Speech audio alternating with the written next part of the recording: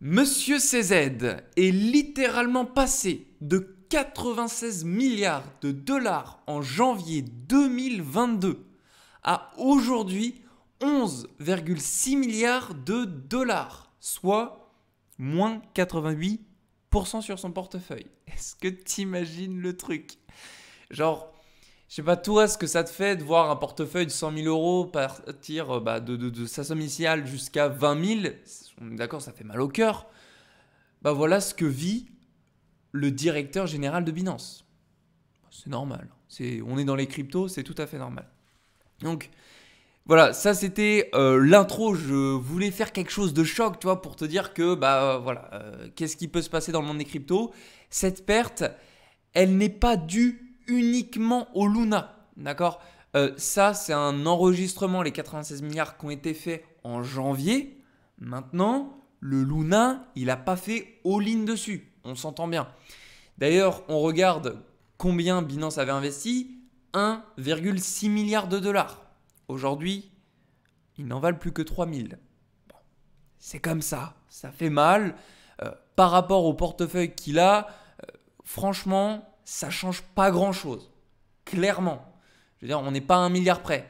Mais on s'entend que ça fait quand même mal au cœur. D'ailleurs, j'avoue dire que ce qu'ils ont perdu, il leur reste en UST 12 millions. Et ces 12 millions d'UST, je vais vous lire ce qui va nous faire le CZ. Il a annoncé sa volonté de contribuer à l'effort de guerre, ils appellent ça comme ça. Donc que ces 12 millions de dollars d'UST seront rendus à l'équipe de Terra afin qu'ils soient distribués aux utilisateurs lésés par l'effondrement de Terra. Je cite, pour montrer l'exemple en matière de protection des utilisateurs. Ça fera une belle image de marque. Binance abandonnera ses fonds et demandera à l'équipe du projet Terra d'indemniser les utilisateurs en premier lieu et Binance en dernier lieu, le cas échéant. Moi, je trouve que c'est très bien qu'ils fassent ça. Je parle d'un point de vue long terme, pas court terme, parce que court terme, on est plus, on va dire, côté cupide de la chose, récupérer ses gains, l'argent. Mais d'un point de vue long terme, pour une plateforme telle que l'exchange Binance, faire cette chose-là, ce n'est entre guillemets que 12 millions qui valorisent son image, qui rassure les personnes. Ça veut dire que là, derrière ce coût, en fait, ils vont largement être remboursés avec des nouveaux investisseurs qui viendront sur leur exchange parce que voilà, il y a ce sentiment de sécurité qui s'instaure. Donc voilà, côté business, je trouve que c'est bien tourné. D'ailleurs, on va regarder la fortune de CZ aujourd'hui, hein, d'après Google. On va regarder ça juste par curiosité, j'avais envie de regarder. 65 milliards, ça c'est ce qu'ils nous disent. Mais bon, Google, en vrai, vous tapez n'importe quoi, même des fois ça m'amuse. Je tape Elon Musk, mais en vrai, ils sont pas à jour sur les dates. Clairement, ils sont pas à jour sur les dates. Fortune, ah oui, 265 milliards de dollars. Franchement, des fois, moi ça m'amuse de taper ça sur Google. Vous pouvez le faire aussi, mais clairement, ils sont pas à jour sur les dates. Je préfère clairement regarder des articles là comme celui-ci qui étaient beaucoup plus pertinents. Donc, j'en reviens sur Terra Luna. J'avais envie de vous parler un peu de Terra Luna. Déjà pour vous annoncer combien ils avaient perdu, etc. et qu'est-ce qui allait se passer. Et je voulais vous montrer quelque chose de très pertinent. Si vous voulez voir, parce que vous n'êtes pas les seuls à avoir perdu de l'argent. Hein. Tous les gros investisseurs, les venture capital ont aussi perdu beaucoup d'argent. Alors qu'est-ce qu'une venture capital pour que vous compreniez? Ce sont des sociétés qui finalement vont investir sur des startups, des projets à haut risque. Et donc elles vont faire leur argent dessus. Et donc là, on a un site internet qui s'appelle Messari.io qui nous référence la plupart des venture capital qui ont investi dans le projet Terra Luna. Donc, je te montre à l'instant comment tu peux faire. Tu tapes tout simplement Messari.io dans ta barre de recherche. Et ça, c'est quelque chose, crois-moi, qui te sera utile pour bon nombre de projets, pas que Terra Luna. Hein. Tu vas ensuite dans la barre de recherche, tu tapes Luna, tu cliques sur Terra. Ensuite, si la connexion le permet, tu vas ici sur Profil. Tu vois, tu as plusieurs onglets. Une fois que tu cliques sur l'onglet Profil à gauche, tu auras la roadmap. Donc, ça peut t'aider à regarder qu'est-ce qu'ils vont éventuellement faire dans les années à venir. Et ici, Investors et tu regardes tout simplement les investisseurs. La page où j'étais finalement juste ici. Et donc, sur cette page-là, tu vas voir que on a eu dans ce projet Binance, on connaît Coinbase également. Et si toi, tu avais investi genre 1000 $ et que aujourd'hui tu te retrouves genre à 1 $ sur Terra Luna, dis-toi que pour toutes ces personnes-là qui n'ont pas réussi et qui n'ont pas parvenu à tout simplement retirer à temps, eh ben, elles sont comme toi, elles ont perdu autant. Alors je dis ça, ça fait un peu genre côté j'essaie de te rassurer. Alors un peu oui, c'est vrai, j'essaie de te rassurer, mais c'est pour te dire que il y en a beaucoup qui sont dans le même bateau. Et si je reviens sur mon premier article, il parlait aussi de Coinbase, de Brian Armstrong, cofondateur, qui est littéralement passé, depuis qu'il avait touché l'ATH du BTC de 13,7 milliards de dollars, aujourd'hui sa fortune personnelle, elle est à 2,2 milliards. Tu te rends compte à quel point les investisseurs sur les cryptos, ça fait des montagnes russes, mais version fois puissance, j'ai envie de dire puissance en milliards, puisque là du coup c'est que des milliards. Et c'est quand même, c'est affolant je trouve. Ça change beaucoup de la personne qui est très conservatrice sur ses investissements et qui souhaite perdre un minimum pour gagner et monter et échelonner. Là on est vraiment sur des investisseurs de montagnes russes. Bon bien sûr, si on dézoome les choses, les cryptos, c'est ma croyance dans le temps, hein, on va partir assez haut.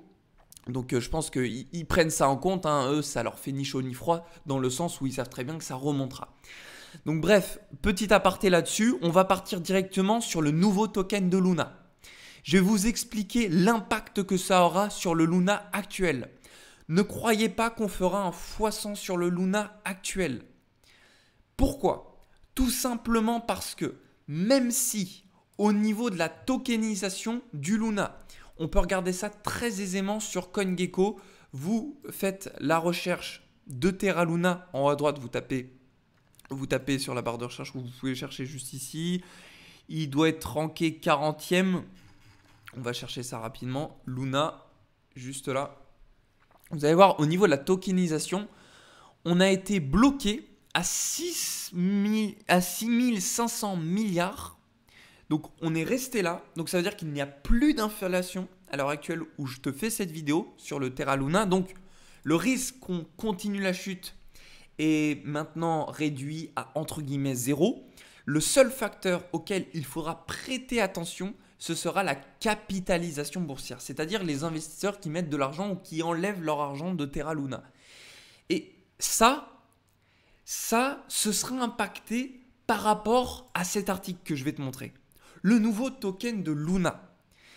Pourquoi ? Tout simplement parce que s'il crée un nouveau token, attends-toi à ce qu'il y ait une chute, un désintérêt du Luna actuel. Alors ça n'y arrivera pas de suite, mais au fur et à mesure, dans le temps, c'est ce qui va se passer pour plusieurs raisons. Dans le nouveau token, qui sera distribué sous forme d'airdrop aux personnes ayant possédé, donc dans le passé, donc ça veut dire qu'on peut déjà avoir un désintérêt aujourd'hui puisque ça sert à rien entre guillemets d'avoir des Luna puisque c'était dans le passé qu'on va nous redonner des nouveaux tokens. Je finis la phrase ou possédant du Luna sous sa forme actuelle. Donc il y aura aussi des personnes achetant du Luna aujourd'hui qui auront accès à ce nouveau token. Mais les pourcentages seront infimes. J'en ai parlé dans la dernière vidéo du Luna. Je te laisse la regarder. Je te mettrai un petit lien juste ici pour que tu puisses aller la voir. Je parle tout simplement de comment vont être redistribués les tokens par pourcentage. Il faut savoir une chose, c'est que cette proposition qui a été faite par le fondateur de Terra est pour le moment perçue comme négative. Pourquoi ? Déjà, les utilisateurs, la communauté, eux, ce qu'ils veulent, c'est tout simplement un burn. Pourquoi un burn? Un burn, ça veut dire qu'ils vont en fait, Terra Luna, brûler les tokens qui ont en fait fait que la chute a continué. Pourquoi? On a eu 30 000% d'inflation. Est-ce que tu te rends compte à quel point c'est énorme? 30 000%, Si on parvient à supprimer ça et à burn la totalité de l'inflation qu'on a vécue, on pourrait retrouver, je dis bien on pourrait retrouver des sommes intéressantes d'achat. Enfin, de vente. On revend ce qu'on a acheté il y a longtemps. C'est ça que je veux dire. Mais le truc aujourd'hui, c'est que c'est pas du tout ce qui est vu par Luna. Eux, ce qu'ils veulent, c'est vraiment créer un nouveau token. En tout cas, c'est ce qui est dit. Et le problème de ça, c'est que ce nouveau token, comme je le disais dans la dernière vidéo, il va être fait de la même manière dont Terra Luna a été réalisé. C'est-à-dire qu'ils ne vont strictement rien changer. Ils vont persévérer dans le domaine de la décentralisation, qui est une bonne chose, mais qui nous le prouve très bien aujourd'hui. Ce n'est pas une monnaie algorithmique comme l'UST, ce n'est pas quelque chose qui est viable, à 100% en tout cas. Ce n'est pas viable à 100%, cela a pu nous le démontrer. Donc, je n'ai pas de mots à dire là-dessus. Voilà, vous ferez votre propre avis. Est-ce que selon vous, c'est mieux de créer un nouveau token? Voyez ça avec, voyez ça directement avec le créateur, le fondateur de Luna. Pour moi, je pense que ça pourrait minimiser les dégâts, mais à part ça, je ne pense pas que ce soit la solution. Et je pense qu'au vu des déceptions qu'il y a eu, il y aura très peu, mais alors je dis bien très peu de personnes qui continueront à investir dans Luna, à moins de spéculer sur le court terme, mais sur le long terme, s'ils ne changent pas leur méthode de décentralisation algorithmique sur l'UST, ou à moins qu'ils trouvent une nouvelle solution. Mais pour le moment, c'est ce qui nous a fait vouer à cet échec de l'UST. Donc je ne pense pas que s'ils perdurent sur cette même technologie, eh bien que les anciens investisseurs étant déçus, réinvestissent sur ce nouveau token. Voilà ce que j'avais à vous dire. Et puis pour ce qui est d'un point de vue technique très rapide, on a ici une accumulation qui est en train de se réaliser. Je t'avais fait ici ce petit schéma en mode tout simplement chartisme. Là, donc l'objectif, ce serait tout simplement d'atteindre le niveau des 0,4024 $. Si on parvient à faire un point bas plus haut que son précédent, pour le moment, on est en période d'accumulation. Donc, je te remonte tout simplement ce graphique. Si on parvient à casser cette zone, eh ben, on pourrait tout simplement être amené à rebondir ici pour justement constituer ce nouveau point bas plus haut que son précédent et pourquoi pas aller chercher les targets que je t'ai montré. Je te remonte ça une dernière fois juste ici. Voilà. Mais sache une chose, c'est que s'il crée le nouveau token, il y aura un désintérêt total sur celui-ci et il serait plutôt voué à partir à la benne. Voilà. Donc j'espère qu'en tout cas cette vidéo aura pu t'apporter un maximum de news, de savoir un petit peu comment ça se passera à l'avenir de ce token. Moi je te souhaite une très belle journée, voilà. Et puis on se dit à une prochaine vidéo.